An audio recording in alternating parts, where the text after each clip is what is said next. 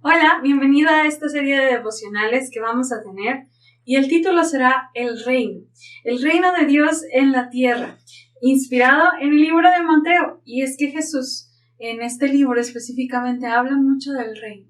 ¿Qué es el reino? ¿Cómo se comporta el reino? ¿Qué características tiene? Y durante todo este libro tú puedes encontrarte de manera muy especial lo que Jesús viene a enseñarnos acerca de quién es Dios, cómo es su reino y cómo debe vivir aquel que está en este reino. Porque el reino de Dios no es solamente como futuro, ¿no? Que esperando el reino de Dios en el cielo, o el reino de Dios no es solamente lo que Él hace en el corazón, de que Él gobierna, también el reino de Dios es en la práctica, en la vida diaria, en cómo podemos ir transformando lo que está a nuestro alrededor. Todo tiene que ver con el reino de Dios, desde el primer capítulo de Génesis, cómo era el reino de Dios, hasta el último capítulo de Apocalipsis, podemos ver el reino de Dios. Pero nos vamos a enfocar en Mateo y en algunas partes específicas de lo que Jesús estaba enseñando acerca de este reino y de cómo nosotros somos parte y qué se espera que hagamos, vivamos dentro de este reino. Y lo primero que te quiero platicar es acerca de la felicidad del reino de Dios, porque irónicamente este reino siempre va a ser al revés. Resulta que para muchos la felicidad a lo mejor es tener dinero o casarse o tener muchos logros o ser reconocido, y aquí la felicidad es otra cosa. O resulta que el que es importante, pues es el que está adelante, el que es líder, pues es el que ordena, y aquí resulta que el líder es el último y el que sirve. Y entonces el reino es un mundo al revés, que Dios nos manda a vivir en medio de un mundo que no conoce de Dios. Y este reino, hoy vamos a hablar específicamente cuando Jesús inicia el Sermón del Monte, que todo tiene que ver precisamente en estas características de los súbditos, por decirlo de una manera, o de los discípulos, para vivir en el reino. Y si tienes por ahí tu Biblia, acompáñame a Mateo 5 y vamos a ver las bienaventuranzas. Las voy a mencionar bien rápido porque cada una es tan profunda, pero ahora solamente vamos a hablar acerca de algunas para que te des una idea de lo que Jesús quería decir. Dice el versículo 2: y abriendo su boca les enseñaba diciendo: bienaventurados los pobres en espíritu, porque de ellos es el reino de los cielos. Bienaventurados los que lloran, porque ellos recibirán consolación.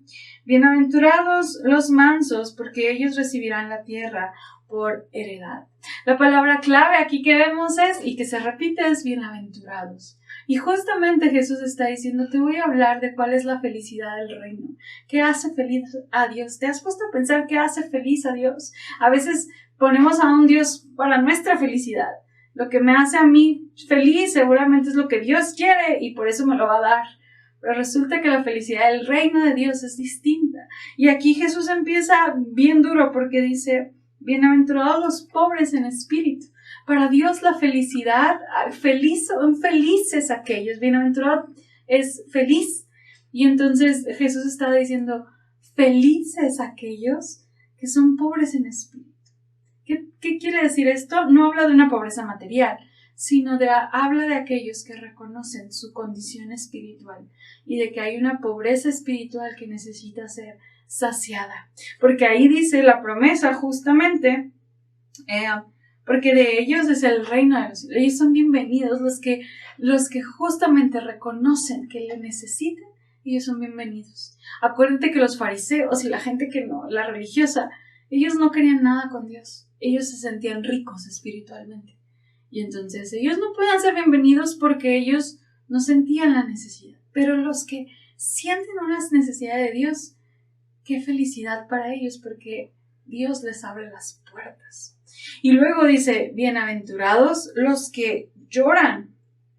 Yo creo que a nadie nos gusta llorar, porque el llorar es un síntoma de tristeza o de dolor. Pero resulta que Jesús dice: felices los que lloran, irónicamente.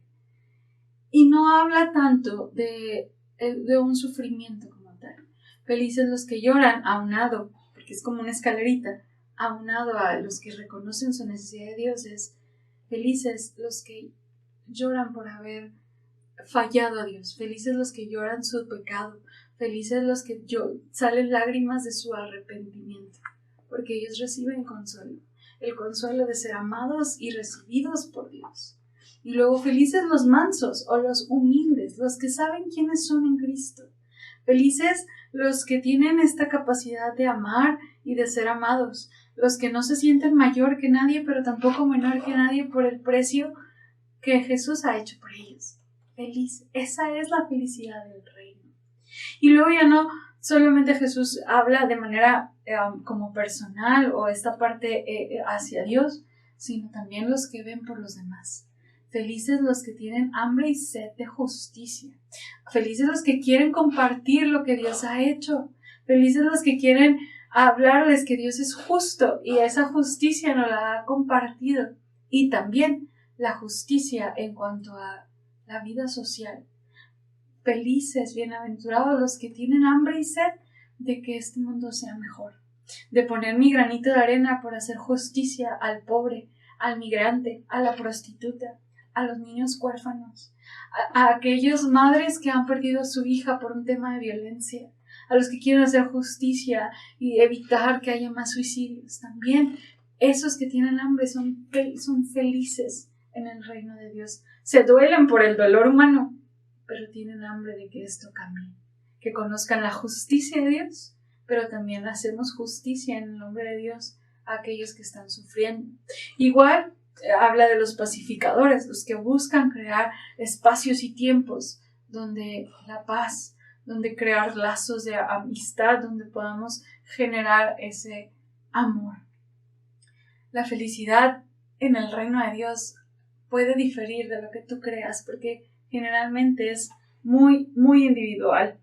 Los misericordiosos, los que tienen compasión de los demás, felices. Y cada una de estas tiene una promesa aunada a lo que te hace feliz en el reino de Dios. Y la última es, irónicamente, felices los que sufren, felices los que son perseguidos por causa del Evangelio, porque están seguros, pueden estar seguros que hay un lugar para ellos en el reino de los cielos.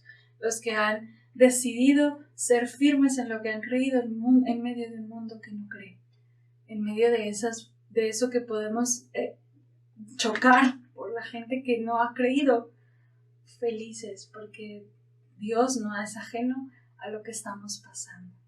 Esta, a grandes rasgos, es la felicidad de Dios en su reino.